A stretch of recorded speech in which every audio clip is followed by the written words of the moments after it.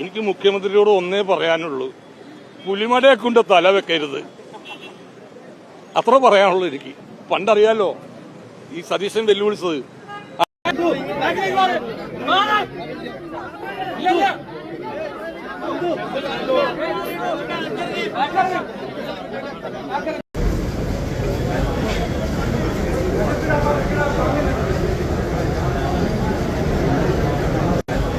മരിച്ച ഒരാളുടെ പേരിൽ ഇത്രയും വിവാദങ്ങളൊക്കെ ഉണ്ടാകുന്നത് വളരെ ലജ്ജാകരമായിട്ടുള്ള ഒരു കാര്യമാണ്. അദ്ദേഹം മരിച്ചു, ഈ ഒരു ഭൂമിയിൽ നിന്ന് മൺമറങ്ങി പോയി. ഇനി അദ്ദേഹത്തെ കുറിച്ച് എന്താണ് ഇവർക്കൊക്കെ പറയാനിരിക്കുന്നത് മനസ്സിലാവുന്നില്ല. കൂടുതലും ഈ ഒരു ഫേസ്ബുക്കിലുള്ള കാര്യം കേട്ടോ. ഫേസ്ബുക്കിൽ നമ്മൾ ഓരോ വീഡിയോസ് കമന്റ്സ് എടുത്ത് നോക്കിയാൽ അറിയാം ഒരു മനുഷ്യനെ കുറിച്ചിട്ട് എന്തുമാത്രം ക്രൂരമായിട്ടാണ് പറഞ്ഞേക്കുന്നതെന്ന് മനസ്സിലാവും.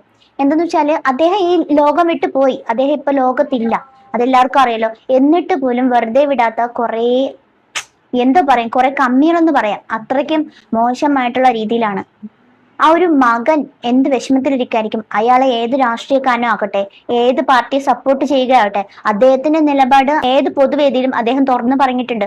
അത് മറ്റാരും പറഞ്ഞിട്ടല്ല, അത് അദ്ദേഹത്തിന്റെ തീരുമാനമാണ്. ഓരോ മനുഷ്യർക്കും ഓരോ അഭിപ്രായങ്ങളുണ്ട്. ആ ഒരു അഭിപ്രായത്തില് പലർക്കും പല വ്യത്യാസങ്ങൾ ഉണ്ടായിരിക്കുക എന്ന് പറഞ്ഞിട്ട് ഒരാൾ മരിച്ചതിന് ശേഷം ആ ഒരു വ്യക്തിയെ ഇത്രത്തോളം പാർട്ടിപരമായിട്ട് ദ്രോഹിക്കുന്നു എന്നൊക്കെ പറയുന്നത് നമുക്ക് ആലോചിക്കുമ്പോൾ തന്നെ നാണക്കേട് തോന്നുന്നുണ്ട്. അദ്ദേഹം ആർക്കും ഒരു തെറ്റും ചെയ്തിട്ടില്ല. അദ്ദേഹം ഒരു സിനിമാ നടനാണ്. പിന്നെ പാർട്ടിയുടെ ചില കാര്യങ്ങൾ അദ്ദേഹം പറഞ്ഞിട്ടുണ്ട്, അത് എല്ലാവർക്കും യോജിക്കണമെന്നില്ല. അതാണ് പറഞ്ഞത്, ഓരോരുത്തർക്കും ഓരോ അഭിപ്രായം ഉണ്ട്. ആ ഒരു അഭിപ്രായം നമ്മൾക്ക് വേണമെങ്കിൽ സ്വീകരിക്കാം, ഇല്ലെങ്കിൽ സ്വീകരിക്കണ്ട എന്ന് പറഞ്ഞിട്ട് ഒരു മരണപ്പെട്ട അദ്ദേഹത്തെ ഇത്രയും മേലെ ദ്രോഹിക്കാൻ വേണ്ടിയിട്ട് അദ്ദേഹം എന്ത് തെറ്റാണ് ഈ ജനങ്ങളോടൊക്കെ ചെയ്തിട്ടുണ്ടായിരിക്കാം. സ്വന്തം കാര്യം നോക്കി ജീവിച്ചിട്ടുണ്ട്. പൊതുവേദികളിൽ അദ്ദേഹത്തിന് ഉറച്ച നിലപാടുകൾ പറഞ്ഞിട്ടുണ്ട്. അതാണോ തെറ്റ്? എന്റെ മകൻ ചന്തു അവിടെ കിടന്ന് കുറച്ച് കാര്യങ്ങൾക്ക് വേണ്ടിയിട്ട് പ്രശ്നം ഉണ്ടാക്കുന്നുണ്ട്. അത് എന്താണെന്ന് ഞാൻ ഇപ്പൊ പറയാം. എന്തായാലും ആ ഒരു വീഡിയോ നമുക്ക് ജസ്റ്റ് ഒന്ന് കണ്ടിട്ട് വരാം.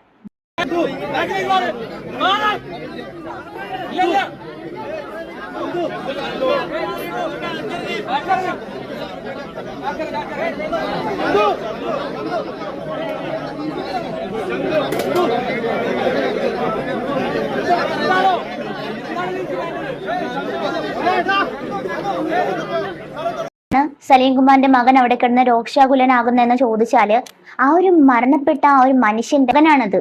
ആ ഒരു മകൻ ഏത് സാഹചര്യത്തിലാണ് നിൽക്കണമെന്ന് സാധാരണ നോർമലി എല്ലാവർക്കും ചിന്തിക്കാവുന്ന കാര്യങ്ങളേ ഉള്ളൂ. അപ്പോൾ ഓൺലൈൻ മാധ്യമങ്ങൾ അവിടെ എത്തിയിട്ടുണ്ട്, എല്ലായിടത്തും ചെന്നിട്ടുണ്ട്. കാരണം അവര് ഇടുന്ന വീഡിയോസ് ആണ് നമ്മളെ പോലെയുള്ള ആൾക്കാർ തന്നെ എടുത്ത് വീഡിയോ ആക്കുന്നത്. എന്നിരുന്നാലും ചെയ്യുന്ന കുറച്ച് കാര്യങ്ങൾക്ക് ഇത്രയെങ്കിലും ഒരു മര്യാദ വേണമെന്ന് ഞാനും പറയുന്നുണ്ട്. കാരണം വെച്ചാല് ഒരു മരണ വീടാണ്, അവരുടെ ഫേസ് എങ്ങനെയാണ്, അവരുടെ കണ്ണീർ എങ്ങനെയാണ് ഒഴുകുന്നത് എന്നൊക്കെ ഉള്ള രീതിയിൽ ഫോക്കസ് ചെയ്യാൻ വേണ്ടിയിട്ട് മാത്രം നിൽക്കുന്നു എന്നുള്ള രീതിയിൽ ഒരു ഒന്നാമത്തെ കാര്യം അവർക്കൊരു പേരുണ്ട്. അപ്പൊ അതിനിടയിൽ കൂടി ഈ ഒരു സമയത്ത് അങ്ങനെ വന്ന് കാണിക്കുന്നതും ഫോട്ടോ വീഡിയോസ് എടുക്കുന്നതും തെറ്റാണ്. കുടുംബത്തിന്റെ മാനസികാവസ്ഥ, ബുദ്ധിമുട്ടുകൾ അതാദ്യം മനസ്സിലാക്കുക. നമ്മൾ സാധാരണ ഇന്ന് കാണിക്കുന്നതോ സാധാരണ വീഡിയോസും അല്ല. ഒരു മരണ വീട്ടിൽ അവർക്ക് സമാധാനം വേണം, സ്വാതന്ത്ര്യം വേണം. കാരണം അവർക്ക് പൊട്ടിക്കരയാനുള്ള ഒരു അവസരം കൊടുക്കണം. അതിനിടയിൽ ഇതെല്ലാം ഇങ്ങനെ ഫോക്കസ് ചെയ്ത് പിടിക്കുമ്പോഴത്തേക്ക് ഓൾറെഡി അവരുടെ മെന്റലി അവർക്ക് ഒരുമാതിരി ഡിസ്റ്റർബ് ആയി തോന്നും. അപ്പൊ അത് തന്നെയാണ് ചന്തു അവിടെ കാണിച്ചിട്ടുള്ളത്. അപ്പൊ അതിനൊരിക്കലും നമുക്ക് തെറ്റ് പറയാൻ പറ്റില്ല. കാരണം ഈ അവരുടെ കണ്ണുനീരൊക്കെ ഒപ്പിയെടുക്കുന്ന ആൾക്കാരുടെ ആണ്. അതൊക്കെ ഓരോരുത്തർ സ്വാതന്ത്ര്യമാണ്, അവർക്ക് കരയാനുള്ള ഒരു സാഹചര്യം കൊടുക്കാം. പിന്നെ രാഹുൽ മാങ്കൂട്ടത്തിന്റെ കൂടെ ദിലീപിനെ കണ്ടിട്ട് ഒരു വീഡിയോ നമ്മൾ കണ്ടിട്ടുണ്ടായിരുന്നു. ആ ഒരു വീഡിയോയുടെ അടിയിലും വന്നിട്ട് മോശമായിട്ടുള്ള കമന്റ്സുകളാണ് കേട്ടോ. ഇതെന്താണ് ഇങ്ങനെ വരുന്നതെന്ന് അറിയത്തില്ല. എന്തായാലും കൂടുതലും നമ്മൾ നോക്കിയാൽ അറിയാം ഫേസ്ബുക്കിലാണ് അത്രയും വരുന്നത്. യൂട്യൂബിലൊക്കെ കുറവാണ്.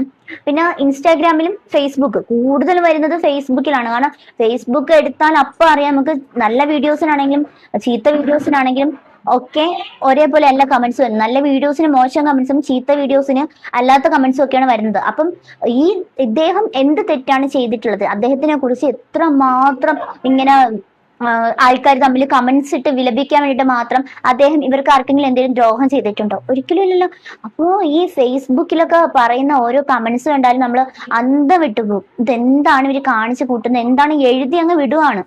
എന്തൊക്കെയോ തോന്നുന്നു. അതങ്ങ് മറ്റുള്ളവരുടെ ഏത് സാഹചര്യമാണ്, എങ്ങനെയാണ് അവരിയ്ക്കുന്നത് എന്നുള്ള ആ ഒരു മൈൻഡ് ഒന്നുമില്ല, അവരങ്ങ് എഴുതി വിടുകയാണ്. ഇതാണ് ഇവരുടെ ഫേസ്ബുക്കിലുള്ള കുറെ ആൾക്കാരുടെ ചിന്താഗതി. നല്ല വീഡിയോസിനാണെങ്കിൽ പോലും അവർ വെറുതെ വിടത്തില്ല. അപ്പൊ ഒന്ന് ആലോചിച്ച് നോക്കേ, സലീംകുമാറിന്റെ മകൻ ദേഷ്യപ്പെട്ടത് ഈ ഒരൊറ്റ കാര്യത്തിനാണ്. ഈ ഒരു മാധ്യമങ്ങള്, അതായത് ഓൺലൈൻ മാധ്യമങ്ങള് അവരുടെ കണ്ണീര് പിടിക്കാനും ഇത് ഇങ്ങനെയുള്ള കാര്യങ്ങൾ ഫോട്ടോസ് ഒക്കെ എടുത്ത് സൂം ചെയ്യാനും ഒക്കെ അവരുടെ മനസ്സിനകത്ത് ആ ഒരു ധാരണയുണ്ട്. അപ്പൊ അതിൻ്റെ ഇടയിൽ പോകേണ്ട കാര്യമുണ്ടോ?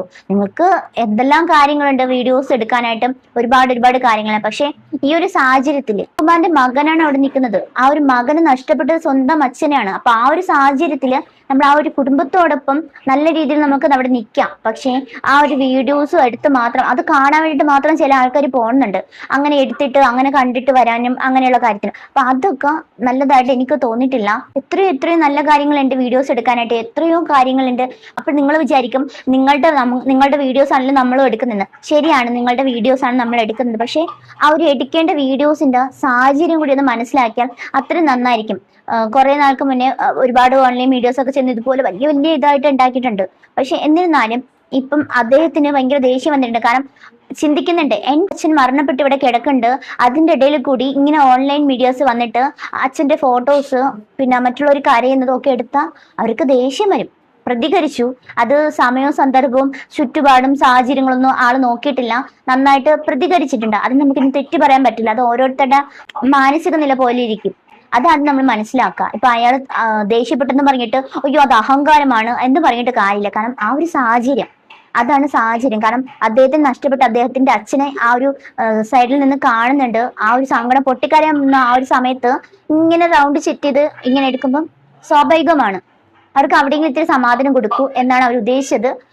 പെട്ടെന്ന് കണ്ട ഒരു ദേഷ്യത്തില് രോഷാകുലനായിട്ടുണ്ട്. അതിപ്പോ തെറ്റൊന്നുമില്ലല്ലോ. രാഹുൽ മാങ്കൂട്ടത്തിന്റെ കാര്യത്തിലാണെങ്കിലും രാഹുൽ മാങ്കൂട്ടും ദിലീപും അവിടെ വന്നിട്ടുണ്ടായിരുന്നു. ആ ഒരു സമയത്ത് കുറെ ആൾക്കാർ പറയുന്നുണ്ട് രാഹുൽ മാങ്കൂട്ടത്തിനെ എന്തോന്ന് വള്ളി പിടിച്ചു, അങ്ങനെ പിടിച്ചു. സത്യം പറഞ്ഞാല് ഒരു ആണും പെണ്ണും പരസ്പര ബന്ധത്തോടെ ഇഷ്ടപ്പെട്ട് ചെയ്യുന്ന കാര്യത്തിനല്ലേ അയാൾ ചെയ്തിട്ടുള്ളൂ. അല്ലാണ്ട് അയാൾ സ്വന്തം ഇഷ്ടത്തിന് ആരെയും പോയി ഒന്നും ചെയ്തിട്ടില്ലല്ലോ. അപ്പം സ്വന്തം ഇഷ്ടത്തിന് ചെയ്താണെങ്കിൽ നമുക്ക് അങ്ങനെ പറയാം. അപ്പൊ ആ രണ്ടുപേരുടെ ഇഷ്ടത്തിന് ചെയ്ത കാര്യങ്ങൾക്കാണ് അദ്ദേഹത്തെ ഇങ്ങനെ പറയുന്നത്. അതിന്റെ കൂടെ ദിലീപിനെ വെച്ച് ചേർത്ത് പറയുന്നുണ്ട്. എന്താണിത്? എനിക്ക് മനസ്സിലാവുന്നില്ല. ഒരു മരണ വീട്ടിൽ വന്ന ആൾക്കാരെ കുറിച്ചിട്ടാണ് ഇത്രയും മോശമായിട്ടുള്ള കാര്യങ്ങൾ ഇങ്ങനെ ആവർത്തിച്ചുകൊണ്ടിരിക്കുക. അവരുടെ രാഷ്ട്രീയത്തെ കുറിച്ച് പറയുന്നുണ്ടെങ്കിൽ അത് അവരുടെ സ്വാതന്ത്ര്യമാണ്. അത് നമുക്ക് തെറ്റു പറയാൻ പറ്റില്ല. അത് അവരുടെ സ്വാതന്ത്ര്യമാണ്. അവർക്ക് ഇഷ്ടമുള്ളത് പറയാം.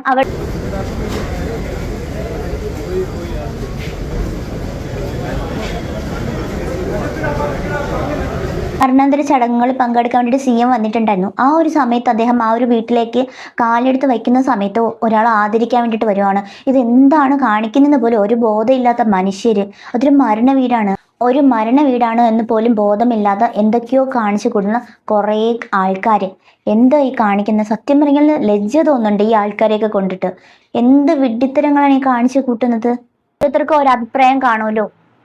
അപ്പൊ നിങ്ങൾക്ക് എന്താണ് ഈ ഒരു വീഡിയോ കുറിച്ചിട്ട് അഭിപ്രായം? നിങ്ങളുടെ അഭിപ്രായങ്ങൾ ഒരു കമന്റിലൂടെ രേഖപ്പെടുത്താൻ മറക്കരുത്. അപ്പം ഇത്രയേ ഉള്ളൂ.